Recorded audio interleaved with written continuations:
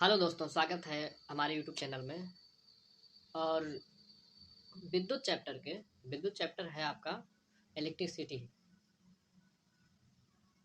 Electricity के नए session में आपका स्वागत है। मेरे सामने दो लोग बैठे हुए हैं। हम इनसे क्वेश्चंस करेंगे और ये आंसर्स देंगे क्वेश्चन के।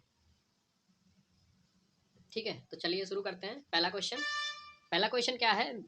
विद्युत परिपथ का क्या अर्थ है? विद्युत परिपथ का क्या अर्थ है? विद्युत परिपथ आप समझते हैं, इसे इंग्लिश में बोले तो इलेक्ट्रिक सर्किट। ठीक, विद्युत परिपथ का क्या अर्थ है? तो देखते हैं इसका जवाब कौन देता है। इसका जवाब मैं दूंगा, क्योंकि मुझे पता है इलेक्ट्रिक सर्किट क्या होता है। सुनिए, किसी विद्युत धारा के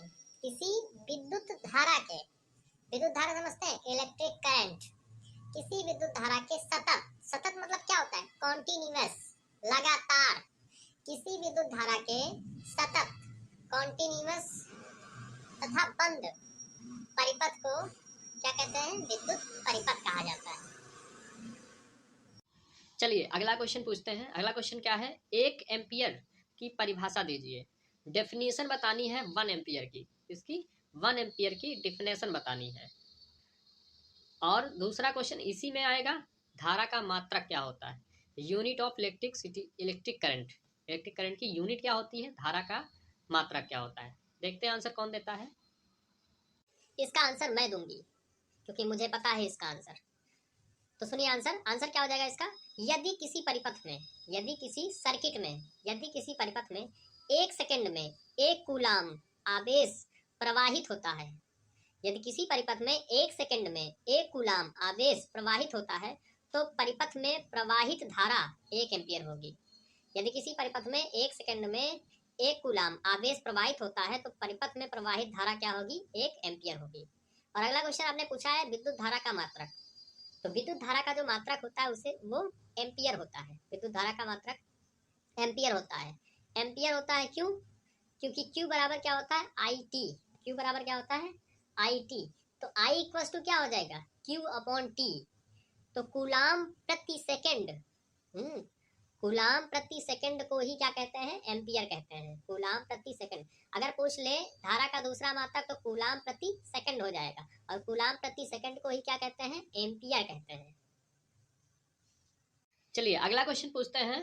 आवेश, धारा और समय में रिलेशनशिप बतानी है। आवेश, धारा और समय में क्या बताना है? संबंध बताना है। आवेश को Q से निरूपित करते हैं, धारा को I से निरूपित करते हैं और समय को T से। तो पूछ रहे हैं कि आवेश, धारा और समय में संबंध लिखिए। चलिए देखते हैं कौन बताता है। मैं बताऊंगा। आवेश बराबर जो होता है, आवेश बराबर धारा गुणे समय होता है। मतलब Q बराबर क्या होता है? IT। Q बराबर IT। ये संबंध हो गया। मतलब अगर आपको Q निकालना है, तो आपको क्या, धारा और समय का मल्टीप्लिकेशन करना पड़ेगा। अगर आपको आवेश निकालना है, तो धारा और समय का क्या करना पड़ेगा? गुणा करना पड़ेगा। मतलब आवेश बराबर धारा गुणे समय होता है। यही संबंध होता है। ठीक है। अगला क्वेश्चन है, एक इलेक्ट्रॉन पर कितना आवेश होता है और वो आवेश कैसा होता है? समझना, क्वेश्चन है एक इलेक्ट्रॉन पर कितना आवेश होता है, मतलब इलेक्ट्रॉन जो होता है उस पर कितना चार्ज होता है और वो चार्ज कैसा होता है? पॉजिटिव होता है कि निगेटिव होता है? क्वेश्चन समझना, वो चार्ज कैसा होता है, पॉजिटिव होता है या निगेटिव होता है? तो चलिए देखते हैं आंसर कौन देता है इसका। इसका आंसर मैं दूंगी। एक इलेक्ट्रॉन पर 1.6 इंटू 10 की पावर माइनस 19 कूलाम आवेश होता है। हिंदी में बोले तो 1.6 गुणे 10 की घात माइनस 19 कूलाम आवेश होता है। और ये कूलाम कैसा होता है? ये कूलाम ऋणात्मक होता है, मतलब निगेटिव होता है। ये आवेश कैसा होता है? निगेटिव होता है। चलिए अगला क्वेश्चन क्या है? अगला क्वेश्चन है, उस युक्ति का नाम लिखिए जो किसी चालक के सिरों पर विभवांतर बनाए रखने में सहायता करती है। कह रहा है कि उस युक्ति का नाम लिखिए जो किसी चालक के सिरों पर विभवांतर बनाए रखने में सहायता करती है। तो आंसर देखते हैं कौन देता है। इसका आंसर मैं दूंगा। उस युक्ति का नाम क्या है? विद्युत सेल है। उस युक्ति का नाम क्या है? विद्युत सेल, जो किसी चालक के सिरों पर विभवांतर बनाए रखने में सहायता करती है। तो किसी चालक के सिरों पर जो है विभवांतर कौन बनाए रखता है? विद्युत सेल, इलेक्ट्रिक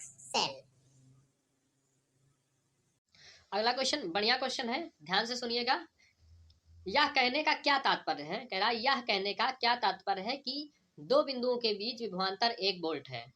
यह कहने का क्या मतलब है, तात्पर्य कह रहा है कि यह कहने का क्या मीन है, क्या मतलब है कि दो बिंदुओं के बीच विभवांतर 1 वोल्ट है। तो इसका मतलब पूछ रहा है, मतलब ये एक सेंटेंस दिया है, इसका मीनिंग पूछ रहा है हमसे, आंसर करना है इसका मतलब क्या हुआ। इसका आंसर मैं देती हूँ। आंसर है दो बिंदुओं के बीच विभवांतर 1 वोल्ट है। इस कथन का तात्पर्य, इस कथन का मतलब है कि प्रतिकूलाम, समझना, कथन का मतलब है कि प्रतिकूलाम आवेश के प्रवाहित होने पर कार्य करने की जो दर होगी वो 1 जूल होगी। मतलब प्रतिकूलाम आवेश प्रवाहित करने पर कार्य करने की जो रेट होती है, दर होती है, वो 1 जूल है। यही होता है इस सेंटेंस का मतलब, इस वाक्य का मतलब। अगला क्वेश्चन है, किसी धात्विक चालक के प्रतिरोध पर, किसी धात्विक चालक के प्रतिरोध पर ताप परिवर्तन का क्या प्रभाव पड़ता है। किसी धात्विक चालक के प्रतिरोध पर ताप परिवर्तन का क्या प्रभाव पड़ता है। इसका आंसर मैं दूंगा। इसका आंसर होता है कि किसी धात्विक चालक का ताप बढ़ेगा। अगर किसी धात्विक चालक का मेटलिक जो कंडक्टर होंगे, अगर उनका ताप बढ़ाएंगे, ताप बढ़ेगा तो उनका क्या होगा, प्रतिरोध भी बढ़ेगा। किसी धात्विक चालक का ताप बढ़ाने पर उसका रेजिस्टेंस जो होता है, प्रतिरोध भी बढ़ता है। अगला क्वेश्चन इंटरेस्टिंग है, सुनिए। अगला क्वेश्चन क्या है, समान पदार्थ के दो तारों में एक पतला है और दूसरा मोटा है।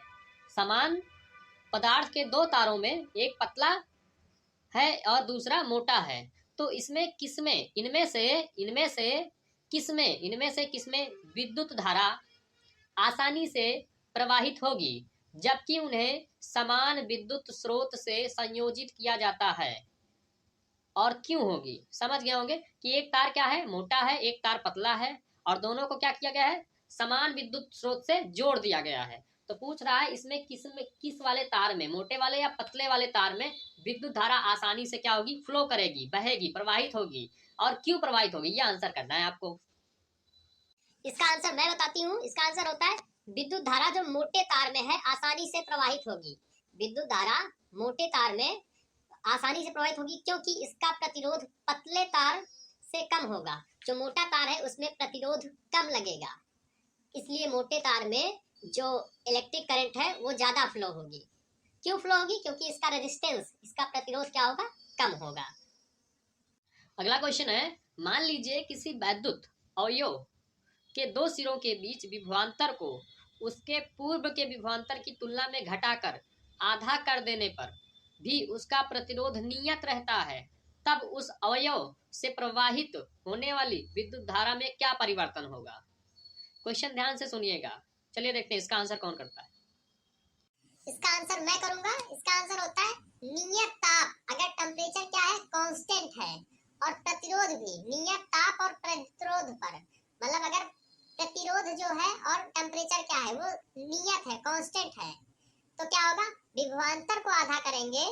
अगर विभवांतर को आधा करेंगे तो उसमें बहने वाली जो धारा होगी, करंट होगी, वो भी आधी हो जाएगी। तो कभी भी याद रखिएगा, अगर टेम्परेचर और रेजिस्टेंस, ताप और प्रतिरोध क्या है, कांस्टेंट है, तो उनकी क्या होगी, अगर उनके विभवांतर को हम आधा करेंगे, ठीक है, तो उनका क्या, धारा भी क्या हो जाएगी, आधी हो जाएगी। उम्मीद है दोस्तों आपको ये वीडियो नॉलेजेबल लगा होगा, और ऐसे ही वीडियो देखने के लिए आप मेरे चैनल को सब्सक्राइब करिए। हम लोग ऐसे ही नए सेशंस ले आते रहेंगे, और ध्यान से सुनिएगा, आपको मज़ा आएगा, और पढ़िए और पढ़ाइए। लाइक करिए, शेयर करिए। हाँ दोस्तों, बिल्कुल चैनल को शेयर करिए, लाइक करिए। हम आप लोग के लिए इतनी मेहनत करते हैं। और ये इम्पोर्टेंट क्वेश्चन है। आजकल क्वेश्चन क्या है, वो जमाना चला गया, क्वेश्चन आया टिक कर दीजिए। अब क्वेश्चन क्या आते हैं, कथन के, कथन दिया रहता है उसमें टिक करना पड़ता है। तो हमें नॉलेज क्या होनी चाहिए, डीप होनी चाहिए। ठीक, ओके दोस्तों, जय Hind. Thank you for watching this video.